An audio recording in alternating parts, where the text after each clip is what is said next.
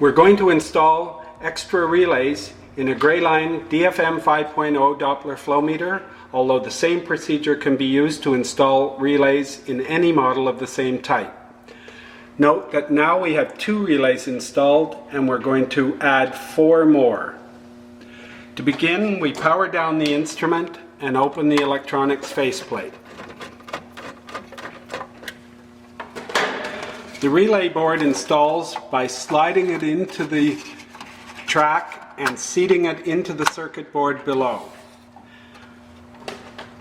We close the faceplate and power the instrument back on.